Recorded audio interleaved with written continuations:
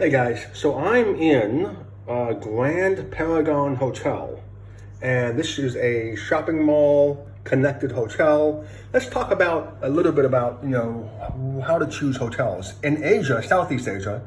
If you're looking to choose a hotel at a good cost, what you want to do is avoid the chains. So Hyatt, Hilton, they're all going to have wonderful loyalty programs. And if you want those programs, go for it. But if you're looking for something in the neighborhood of around $20 a night, what you want to look for is an apartment complex or a condo complex that has been converted into a hotel. And for some reason, I don't know why, as long as you're not dealing with a chain of hotels, even one that's local, you're going to get a pretty good setup. And that's what I think this is. I'll go outside fairly soon and show you. But it will always have just the basics. I think that's probably the key to its success, is that it's designed to be lived in. And because it's designed to be lived in, you're going to have all the necessities. So you're going to have a fridge. That's not a guarantee when you pay, $15 to $20 a night US for a hotel. So the main advantage of an apartment conversion into a hotel is that we're dealing with at least the essentials that are guaranteed. Obviously, there's convenience. In Asia, sometimes you'll miss, having, McDonald's nearby, or you won't necessarily like the local street food in that area. So obviously, it's convenient to go next door to a place that's air conditioned and, just have a quick bite to eat before you go out. That's number one. Now, a lot of people might say, well, why do we need to go through all this sort of trouble when it comes to picking a hotel or figuring out where to go? And I've never really seen the point of going on vacation to a beach more than once or twice. I've always wanted to learn something new. And once you've been to a beach or a resort one time, I've never felt the need to go back. And I think obviously that's one of the issues with the West is that in the United States, you only get 2 weeks off every year. So you usually split that up into 2 vacations a year. And so if you only have 1 week or possibly 4 days, 4 nights plus the weekend to go somewhere, you don't want to be thinking, you just want to go somewhere, relax and not think.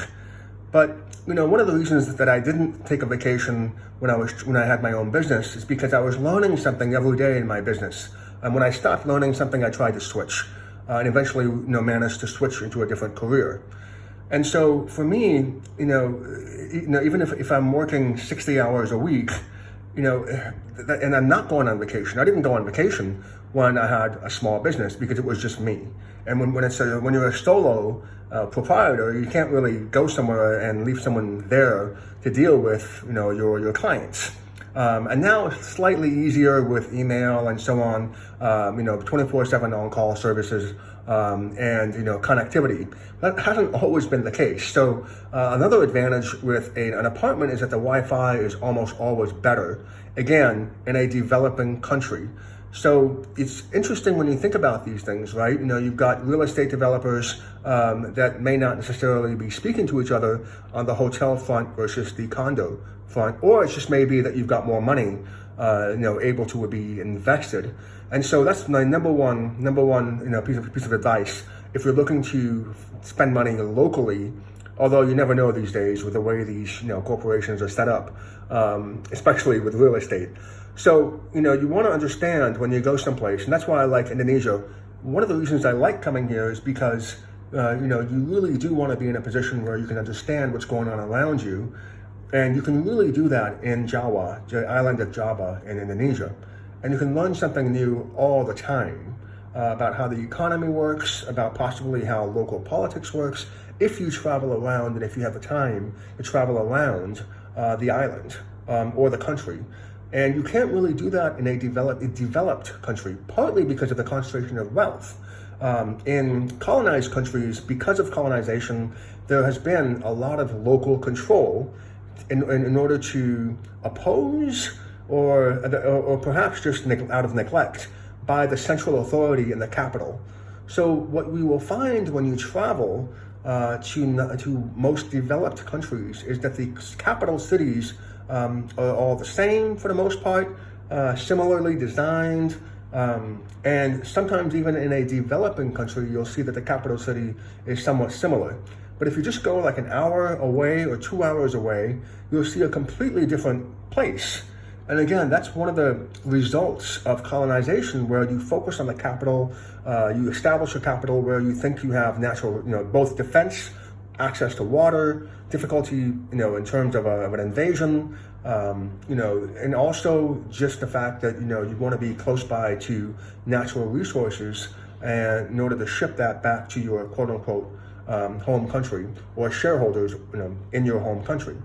And so what you'll notice is that in many cases, in many places, the colonizers that did that, or functioned in that way, neglected really to govern, countryside areas. And so you've got this, really uneven development model, despite the trillions of dollars that are being funded through import-export banks, IMF, World Bank. And one of the great things you learn is just how big the world is. And sometimes the world can feel really small, but if you go to a place, and that's, again, Indonesia, you can't help but feel the vastness when you come here, not just of the weight of history, but just of the size of the country and the people of the country.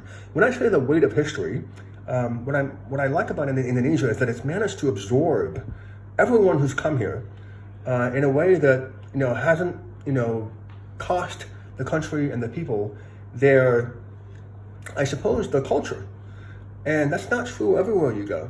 And again, that's another reason why Indonesia is such an interesting place. So I thought I was going to go outside. I'll go ahead and go outside and just show you the hallway.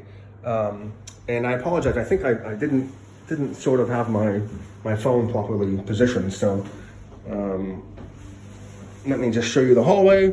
Oh, again, so when you're converting, right, you just install new things, and this is digital.